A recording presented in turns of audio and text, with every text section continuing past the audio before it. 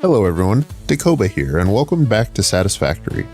Previously, we finished our Phase 1 factory, complete with miners, smelters, and assemblers, and sent away our first project assembly package, which opened up Tier 3 and the ability to build the long-awaited coal power plant. And that's exactly what we'll be doing today. We also have another Tier 2 factory to build, making modular frames, so that we can use them in our next episode to unlock vehicles, steel, and blueprints. Finally, we're going to go exploring to uncover more of the map so that we can find more crash drop pods and resource nodes so that we have plenty of alternate recipes and an idea of where we can get the materials so that we can work with steel, quartz, caterium, and sulfur. Now to start, our first task is going to be to locate a suitable location for a coal power plant. We've been spending a lot of time gathering up extra biomass just to make sure our factory keeps running. And today we're going to be starting by heading out to the east, which is where the closest coal nodes to our starter factory are located. We'll be able to use that coal to build a fully automated power plant, which will provide reliable, stable power that won't require any sort of refueling or work from us just to keep going forever. With that power plant complete, we won't be bound by the location of our starter base anymore. We'll be able to take longer excursions away without worrying about our factory shutting down. So we are going to start off with our first task today, which is to get outfitted for an expedition. We're going to be traveling a little further afield, moving farther away from our base than we have before in order to find coal and build a coal power plant. We're also going to be doing quite a bit of exploring. This is actually going to be part of a live stream. So by the time you're viewing this episode, you may have either been able to pop into that live stream or seen the replay for it.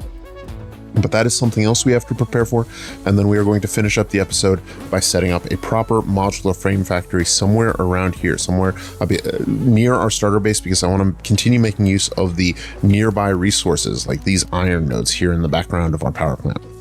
Now, in order to start today, the first thing we need to do is go ahead and send off a few milestones. We will be sending off jump pads here. I'll probably do that off camera because I don't plan on doing much with them straight away. I just want that sort of out of the way, ticked off. But the two that I want to focus on right now are going to be coal power, because that is the main goal for today. As soon as we can get proper automated power production, the stress level of this game is just going to plummet. Because right now, we have sort of a constant timer. How long is it going to be until our factory burns up all of our biomass? And as soon as we have coal power set up and fully automated, then we can take as much time as we need to go exploring, to spend time building factories and decorating them, to do whatever we want, to play the game how we want to play. And so this is a huge, huge milestone and a huge goal for us. So that is definitely something we want to prioritize and focus on. But before we unlock that milestone, I want to go ahead and pick up enhanced asset security, because the first step in building coal power is finding coal, and that means we're going to have to go a little bit further afield, and we're going to have to take on some more dangerous enemies. So a Xenobasher, the upgraded melee weapon, as well as an additional hand equipment slot and some more inventory slots will be immense for that. Looks like we're going to need to gather up a few more resources for this, so let's pop around and pick those up. And while we do that, we can talk about what some of our other tasks for right now are going to be. See, this expedition is going to be taking us traveling a little further away than we've been before. So we're going to want to make sure that we are equipped for whatever kind of foes we might face. As part of that, we'll be doing some research in the MAM. Particularly, I'm going to be aiming for the rebar gun. I also want to take a look at the mycelia tree, because that contains the parachute, which is probably the single biggest exploration aid that's open to us this early in the game. You know, it's not quite as useful as a jetpack, but it is surprisingly close to it. So with that milestone away, we can pop on over to a equipment workshop and build one. Now, it looks like I don't have an equipment workshop at the moment. I was looking around, and I think this little nook back here is actually going to be a great place to build a sort of a little crafting area. We can get this to line up. Looks like, all right, we'll do it facing that way, and then we can drop our workbench right back here, make sure it's not clipping. I can touch the wall a little bit. And then I was also thinking that we can go ahead and set our MAM right here as well. Now, we do have a MAM just there, but we're going to be doing a lot of work in the MAM. And if even just this distance takes about 15 seconds to run on foot, if we have to do that trip, 20 times today, that's like 5 minutes we can save. And that builds up over the course of this game. They're quite long. All right, so let's take a look at the Xenobasher. It looks like the only ingredient we're missing is 2 Xeno Zappers. We fortunately have enough modular frames in our inventory already, and we are holding 1 Xeno Zapper. So let's go ahead and craft up another and get our Xenobasher. Now, the Xeno Basher makes combat against some of the early game enemies almost trivial. Not quite, but certainly a lot easier and a lot more fun, because hogs, for example, go down in just 3 hits, and the first hit in particular will stun them, which means that you can then open up with a 2-hit combo to finish them off before they recover from that stun. So as long as you can time that first hit, they go down very quickly and very, very easily, and it works tremendously well. Let's see, I think there were some hogs around here. There were a couple down by our concrete plant that just kept respawning in our last episode, but they aren't there today. So let's see, which I suppose the last time I cleared them out was only about 10 minutes ago within the context of the game. Here we go. Here's some hogs. So we can wait here for them to charge us and just pop them once and then a combo. Second one was right behind. Go ahead and charge again. We'll do the same thing. And if we are a little more aggressive with sidestepping, even when they charge in pairs like that, they go down very quickly and very easily. But it looks like our first milestone has just come back. So let's pop on over and send off our coal power milestone so we can get that out of the way, and then carry on with our outfitting here. We have everything we need for this one, so let's go ahead and send that off. Now, I had thought about taking a deeper dive into tier 4. There's some really cool stuff in here, but every single one of these milestones requires steel products, so we aren't going to be able to do that until we build steel, and I don't think we're going to be in a position where we're ready to do that today. So we'll have to save those for next time. Let's pop into the MAM and see what we can do. There's a couple of things that I want to look at in here, and one of those in particular is the rebar gun. This is going to be our first ranged weapon, and it is surprisingly powerful. Fortunately, we have the stuff to do it, but we do need 5 alien DNA capsules. Now, I think we might have what we need to make those up straight away. Yes, we have enough to make 5 pieces of protein and 5 alien DNA capsules. So we'll be able to unlock this very quickly and very easily. And I think what we might even do is divert one of our iron rod constructors to make rebar for our rebar gun. So we have plenty of ammunition for it as well. Let's go ahead and get the structural analysis unlocked, which I don't think comes with anything. Research to develop. And then we can go ahead and unlock the rebar gun itself.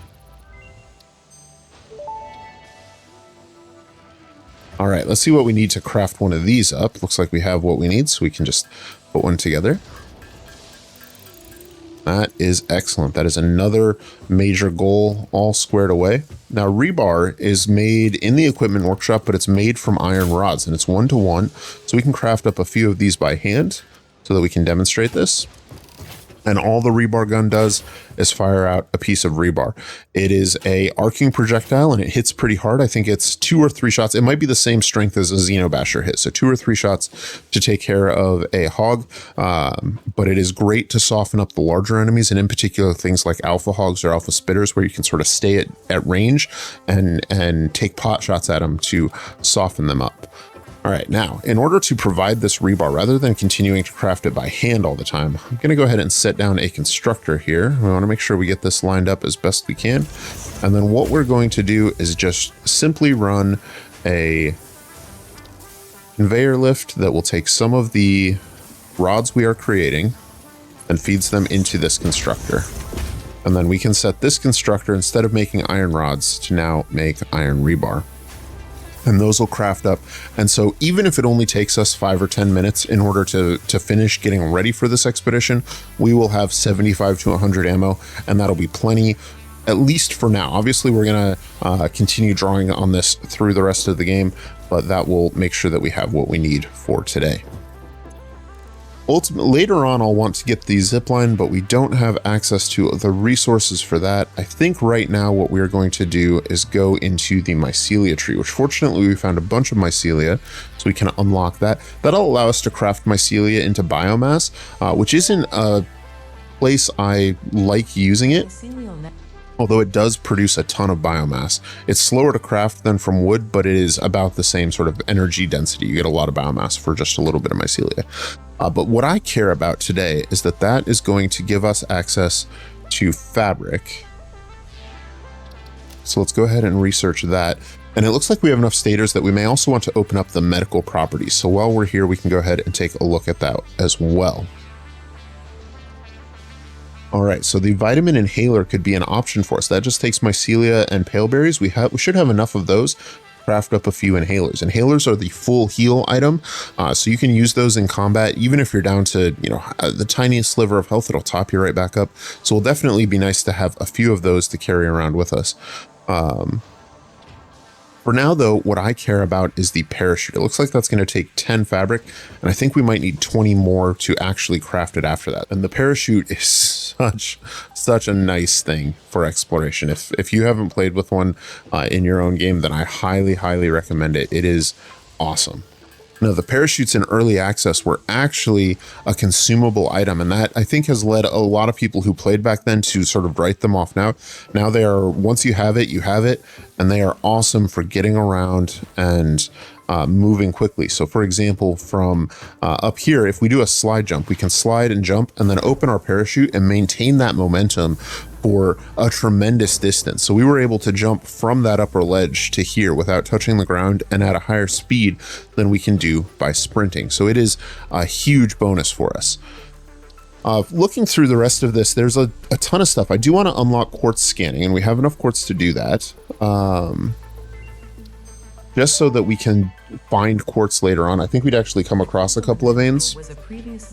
Unfortunately, we don't have enough to get to the Blade Runners or the inventory expansion. We'll have to actually go back and tap those quartz veins for that. But we do have enough to actually do both of these kinds of types of research. So we can go ahead and get those unlocked just so that we don't sort of have them out of the way. And that will let us actually craft up the quartz crystals and silica when we do decide to go over and tap that vein. Now you'll notice that I'm skipping Ada's messages. Ada is an interesting character in this game and is a lot of fun. If you miss something, then all of Ada's messages are available in the inbox. So we can see what Ada would have told us about quartz crystals, and we can even re-listen to that message if we choose to do so. So anything that Ada said will be included in the inbox there for free. So if you want to go back and listen to those, they're worth listening to, I'd say, once. All right, let's head back and unlock the medicinal inhaler and craft a couple of those up so that we have those. And that should be, I think, the last thing we're going to be picking up today out of the MAM, or at least for now. We might do a little bit more here later on. And we can craft those in the equipment workshop as well. And yes, we can craft 4 of those right now to take with us on our trip, and we'll still have 1 more paleberry in case we find another lizard doggo. Speaking of, you may notice that our lizard doggos are nowhere to be found. If you actually go back and watch the time lapses, you can see their fate. Well, one of them I think had sort of returned home somewhere up in the hills. We'll have to track them down later, but the other one is right back here under these foundations, and I think it is time for us to rescue them. We'll have to rebuild all these foundations here in a minute. But let's go ahead and build a ramp down there and then a ramp down here. And what I'm planning to do is just have this little grassy area right near the hub be the new home for our lizard doggos. Set them up here. All right, this way, right this way.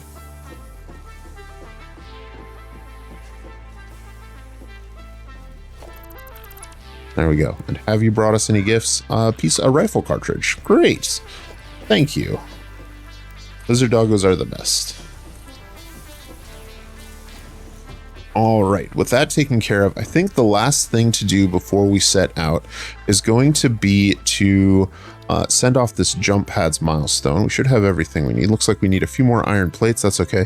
We'll want plenty of those as well, so we'll just stock up on them real quick, because those are one of the crafting materials for ramps, and we're going to be using ramps and foundations both to get around and to actually build our coal power plants. We'll just grab stacks and stacks of those so we are not in danger of running low at any time.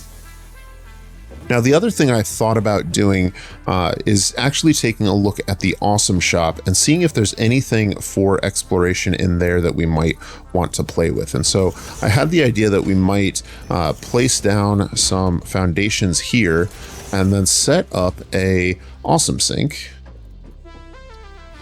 that we can use just so that whenever we get something like from our lizard doggos, we can feed it directly into the awesome sink, and it will sort of naturally accumulate points over time, in addition to whatever we might do intentionally. And so this rifle cartridge, for example, we aren't going to be making use of. We can chuck that into our awesome sink by dropping it into the storage container. It'll slowly make its way around and over here into the sink, at which point we might get some points for it. We will get some points for it. We might get enough points to get a coupon, and that each item gives a different number of points based on the materials it's made of and how rare those materials are, as well as how many crafting steps it takes. So a single rifle cartridge was worth 25 points, for example. Now, something like iron ore is only going to be worth 1 point, whereas a rarer resource like copper ore is going to be worth 2 or 3 points. As a result of that, if you can find something that has a rare resource and has multiple processing steps, you can actually get quite a fair few points early on. And that makes cable actually a really great early point recipe, because it's made from copper, which is worth 3 times as many points as iron, and it's also a 4th tier item. So if you think of the copper ore as being worth 3 points, each production step doubles those points. 1 ore is worth 3 points, 1 ingot is worth 6 points. Wire are worth 6 points a piece, and that means that the 1 ingot sort of translates into 12 points. Well, 2 wire then crafts into 1 cable. And so what this means is that we have a 1-to-1 ratio between copper ore and cabling, but the ore itself is worth 6 points and the cabling is worth 24 points. So we can chuck a stack of cable or a few stacks of cable in there, and if we find spare copper nodes, that's a really great early game point farm, because they are, like, again, are a fairly rare resource and have several production steps. Something like quartz or caterium is also very valuable, but that's because those are more rare resources, so they have a higher base point value, even though they have fewer production steps for the things that we would sink in terms of silica or quickwire, for example. All right, let's go ahead and get this milestone sent away. And then let's actually take a quick look at the awesome shop and see if there's anything we want to pick up. I don't know that we'll grab anything straight away, but we can at least take a look around. So here in the Fix It Special, there's the Fix It Factory cart. That is a lot of fun to play with, not the best for exploring. Boomboxes are essential for exploring, but they take a ton of points, and we are going to be pretty short on tickets for a while, so we will go ahead and set those to the side as well. Now, in management, the wall power outlets are probably the thing I want most out of here that we have access to right now. The conveyor throughput looks pretty cool too. But the wall power outlets are really nice, so we might grab those. Signs we will pick up as soon as we have access to quartz. The customizer, we definitely are going to want concrete foundations, and I mean, really everything in here. Concrete foundations, concrete walls, roofs, you name it. However, we don't need those to explore. The double ramp set could be really nice for exploring, but it doesn't actually give us anything new. It just makes the ramps we use prettier. So that's something else that we can wait on. And I think that might be about it. Ladders could potentially be useful. So could catwalks. But I think we're going to be okay. I don't think we need to invest a ton of points in this right now. We can keep getting parts from our lizard doggos and sending whatever we find that is valuable in there. We've already been given some fused frames, which, yes, I have in my inventory. That alone will probably give us 30 or 40 tickets. And that is one of the main reasons why it's a good idea to have lizard doggos early, is that when they bring you something, sometimes it's a piece of iron ore or a piece of leaves, but sometimes it's 12 fused frames or 30 turbo motors. And if you get one of those good ones early on, that can open up huge parts of the awesome shop. They can also bring you stuff like purple power slugs, which are otherwise quite hard to get and in, a finite quantity within the game world on their own. But I think we are pretty well equipped to head out exploring, and I had done some scanning earlier, and I think there is some coal to the southeast. So I think that's the direction we're going to be heading. We open up our map. I think it's at this lake down here. Yes, right there. So there are several coal nodes there, and we are going to pop on over and take a look and see what we can find. So let's set out and see what we have next.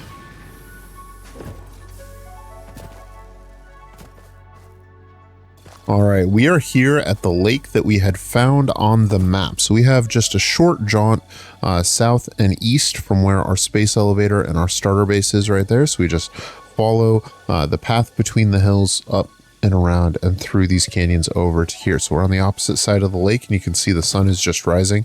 So I've actually spent a little bit of time out here. I forgot to start recording. So I've set up a workbench and an equipment workshop so we can craft whatever we need here. But here we have a pure coal node, and right nearby there is another normal coal node. Now we're going to be tapping both of these, and we're going to be using some power shards to overclock the miner on the normal coal mode to 200%. That will allow us to extract a total of 240 coal.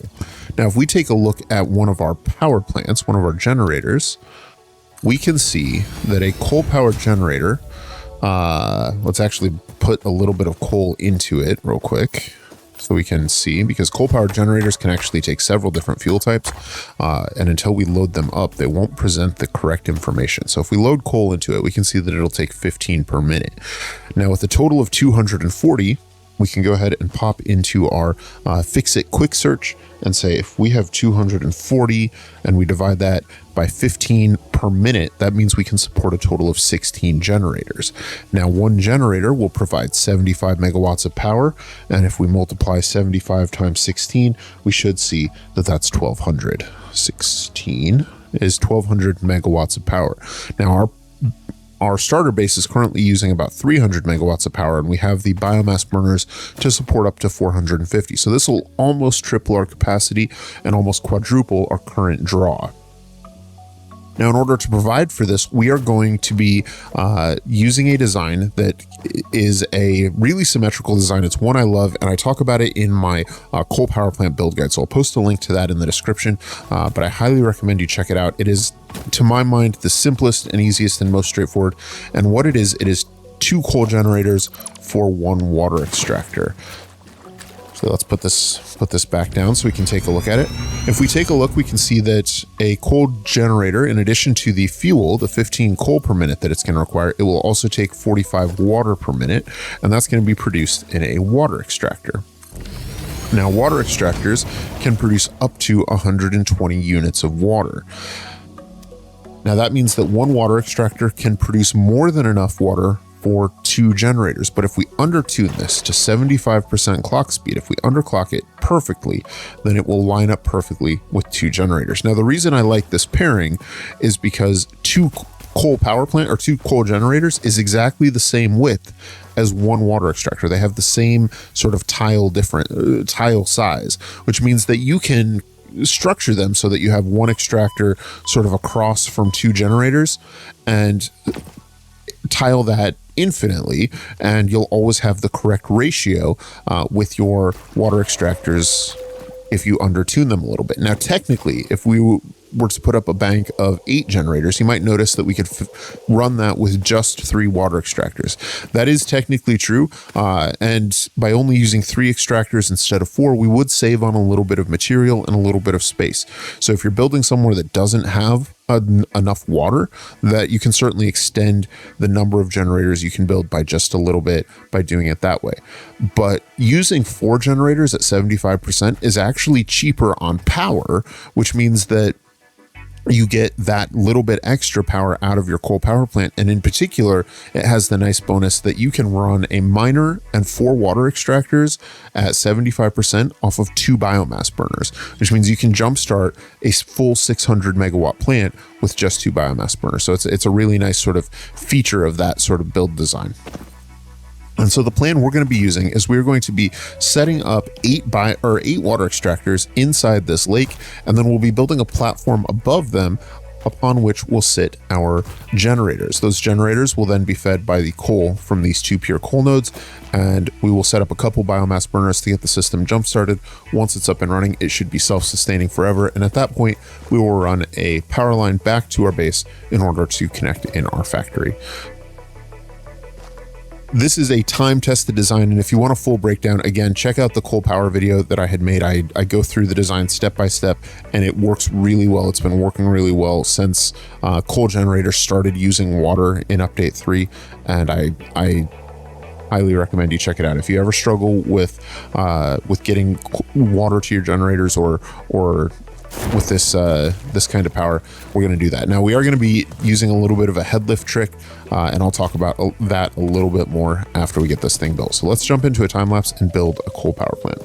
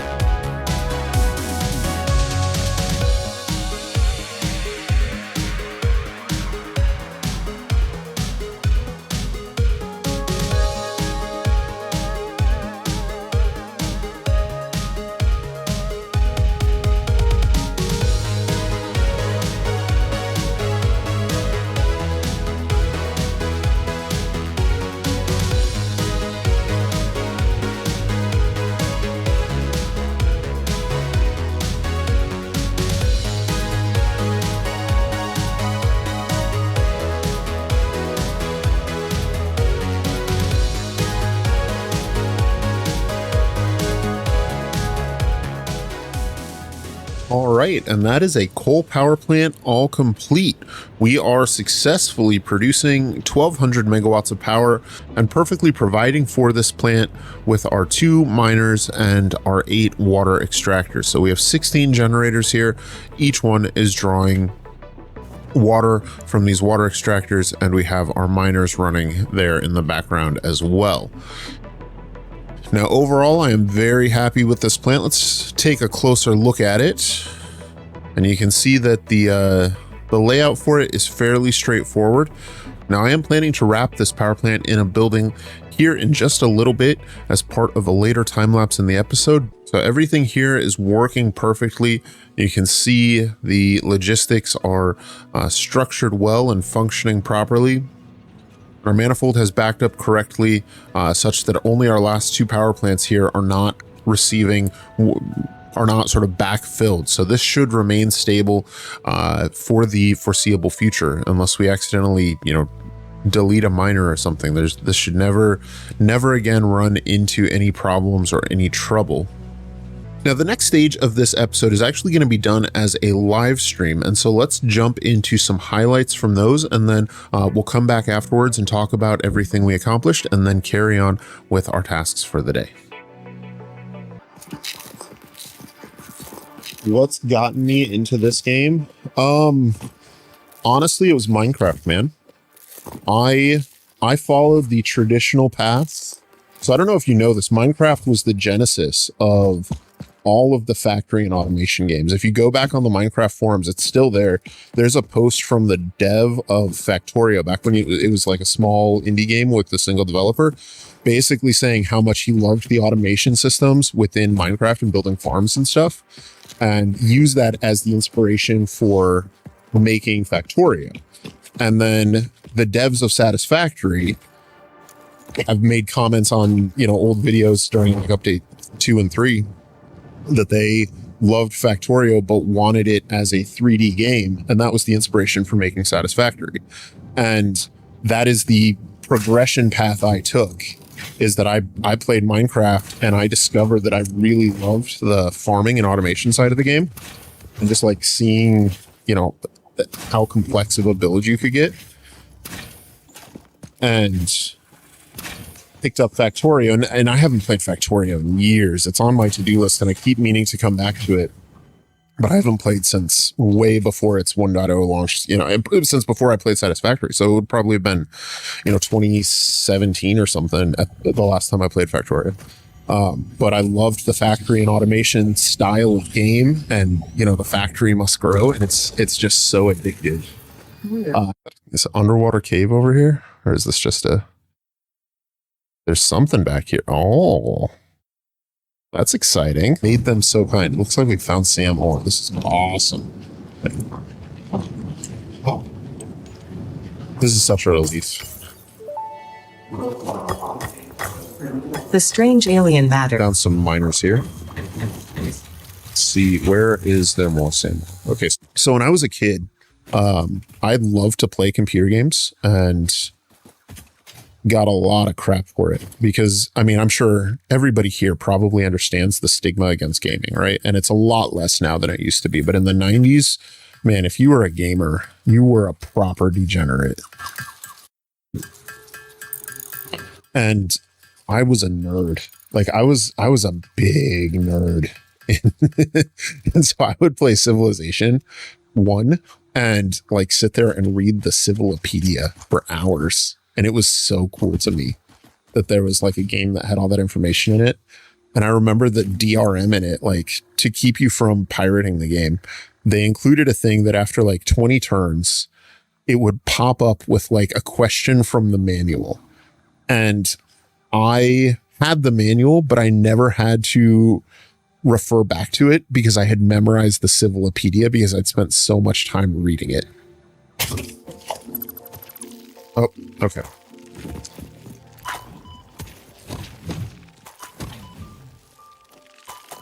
Oh, there's more. Ah! Hitting the wrong buttons all the time. Heal up. Take a deep breath. Don't get overwhelmed. You're not actually going to hurt me. I didn't even climb the right rock. Take care of any strivers. Here we go. Oh. I think the combat in this game is meant to panic you because it used to panic me, and I have to, like, every time I get into a fight with those hatchers, I have to practice discipline and be like, no, they aren't actually dangerous in small quantities. Oh, but that is, holy crap. Holy sh. Oh. That was dangerous. Whew. I only have 10 rounds left. There's another hatcher up there. Okay, let's do this. So this guy's gonna throw rocks at me.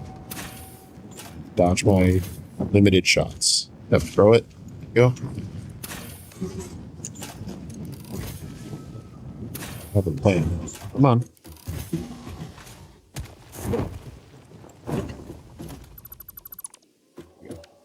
He's taken care of. There was another hatcher up here. Hopefully. Oh, well, thank you for the boost, Mr. Hog. I don't know how you did that, but I was already crouched, so I was in stealth the whole time, and he just boosted me right up here. Yeah, whenever I get something like that, I usually sink it. I actually got 14 fused frames from one of my doggos so far. I haven't sunk it yet because I didn't necessarily want to do that and like get all of those tokens because that's like 40 tickets, right? So I could get a lot of what I want out of the awesome shop just off that. But there's an interesting challenge, and this is something that I recommend you do, is you limit yourself to what you have available. So like the design for this starter base is very similar to what I used in my Update 8 playthrough, which I actually love. That's why I did it again. Like this works, and it's what I can build with no unlockable cosmetics. And so I will absolutely keep doing that kind of build with the raised platforms and the fix-it orange walls. Now that I have the customizer, obviously I'm going to be changing up my paint scheme, changing up other things. Where you at, buddy? I don't have enough ammo to do this the easy way. So we're going to try doing some parachute bullfighting. I keep missing.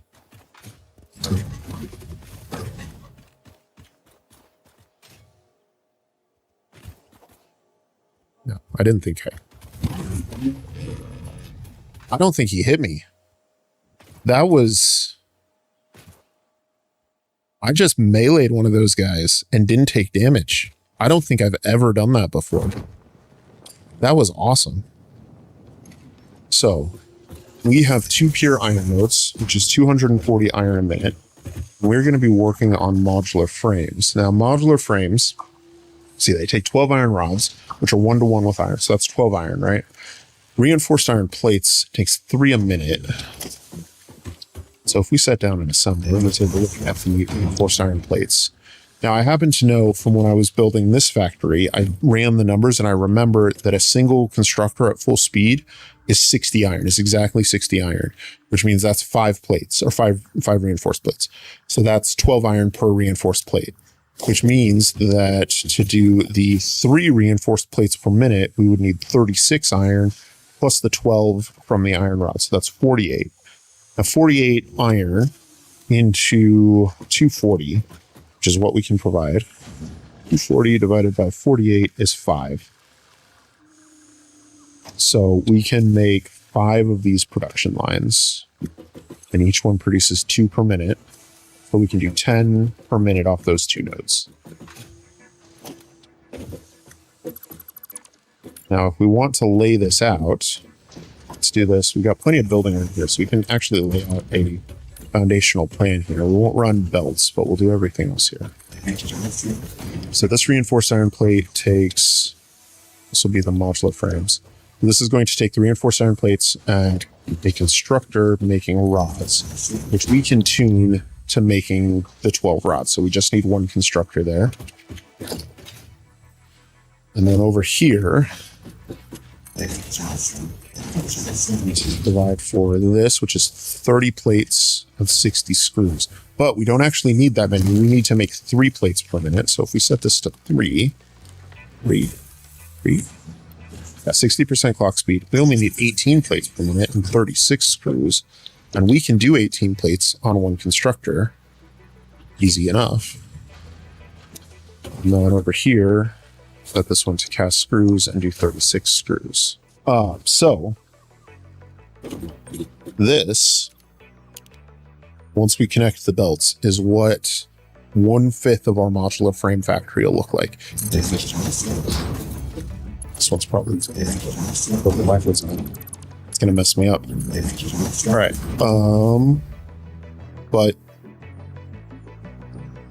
But it does look good. It does look good. That. All right, well, I hope you guys enjoyed those highlights from the live stream we did this week. We're going to be doing more of those at some point in the future, and we had a great time hanging out together, just chatting, playing Satisfactory, building stuff, automating things, doing all the fun parts of the game. And it was awesome getting to meet members of the community and to participate with you guys in that way. So hopefully we'll be able to do that again soon. And if you guys are interested in joining the next live stream, just subscribe to the channel and I will send out a post as soon as I have a timeline for when our next one will be. And hopefully we can see some more of y'all around there. But towards the end of that, you may have noticed we were planning out our factory build, which is a modular frame factory. Now I've decided to build this up here on this large raised area. But for now, I think we are going to jump into a time lapse. And then I did a quick breakdown of the basic production lines before, but we'll do a full breakdown after the factory is built. Let's get into it.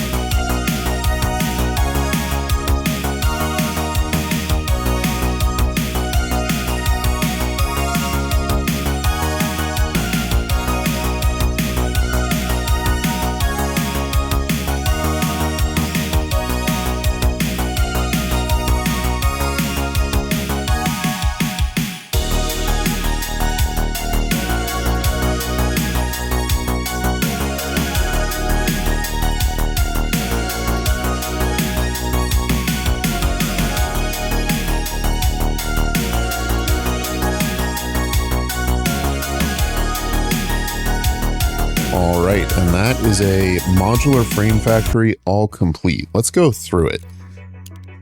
All right, we're going to start down here by mining our 2 pure iron nodes with Mark 1 miners. That's producing 120 iron ore a piece. As we only have Mark 2 belts and 120 is the maximum belt speed we can use right now, we are sending those in parallel up into a bank of smelters. Now there's 4 smelters on each side to fully smelt those 120 iron ingots. That's going to give us a total of 240 ingots when we combine the 2 belt lines together, but they need to be transported in parallel still. We then send those up into our actual factory floor.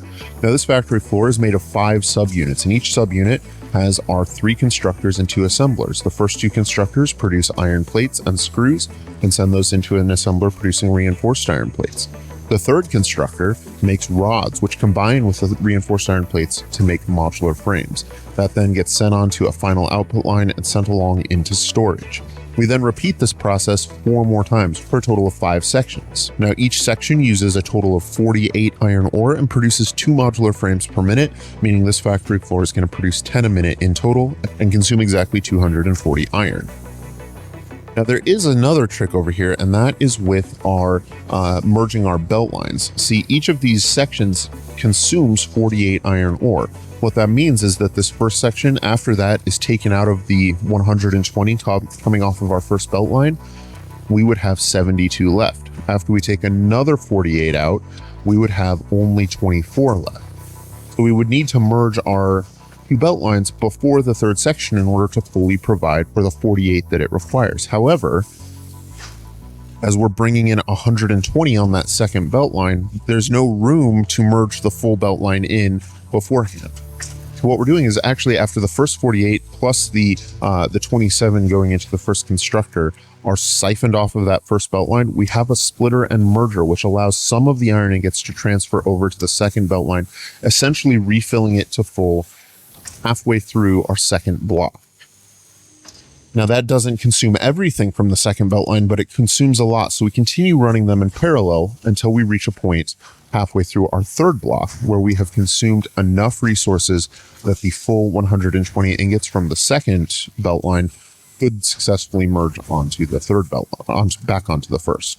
So at that point, we do another merger and feed that in the rest of the way. This allows us to successfully run these 2 belt lines in parallel and provide for this design of factory. Now you may notice that the factory design is a little bit different from some of the other ones we've seen. We're still using the multi-level foundations like we used before. We are going to enclose this as a proper structure. This will be our first enclosed structure, and I think it'll look really good up on the hill. We're going to be using this lime green color for a significant portion of this playthrough, and it's going to be the basis for this structure. We're also going to be using concrete foundations here.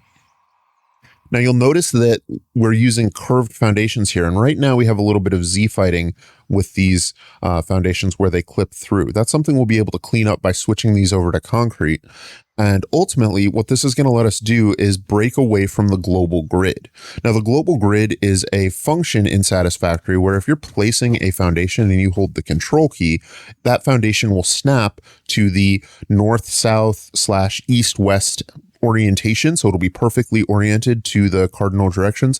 It will also be on a grid that persists across the entire map. So you can build a base on one corner of the map and then extend foundations, and they will correctly link up with foundations on the other corner of the map. And this is a really cool tool and really useful. We use the global grid for our starting factory, which allowed us to place our different platforms independently of one another and then successfully connect them together later. However, I find that the global grid sometimes also acts as a handicap. And the reason for that is because the landscape in this game is gorgeous. And if we can integrate that into our builds and integrate sort of the natural structure and pathways and shape of the land, we can do some really cool stuff. As an example of that, if we take a look at this pathway here that runs right alongside of our base, it doesn't adhere to the global grid, which is what our miners are on. It's kind of at a 45-degree angle from those and runs almost directly to our coal power plant. So it makes sense that we should have a road here, but that road, again, wouldn't be on the grid. And so what we can do then is use some curved foundations in order to reattach. And whenever we have an opportunity to build a structure on the global grid, we can do that and But when it makes sense to instead work with and around the landscape in a more appealing way or a more pleasing way, then we can use some tricks to merge them back together when we need to, but otherwise have the freedom to work with the landscape how we want. And I think we were brainstorming during the live stream and came up with a really cool idea for this, that we can have this structure connect up over here with these curves. And we'll do a similar trick up here on this other hill when we build our steel factory in the next episode to connect the backside of the space. This is where we're going to build our steel factory, and it will connect to the space elevator platform in the same way. So let me know down in the comments, what do you guys think about the global grid versus not? I know it's an ongoing debate in the Satisfactory community, and I'd love to hear your thoughts on it. Should we sort of build with and around the landscape, or should we sort of force it to adhere to our rigid and efficient structures?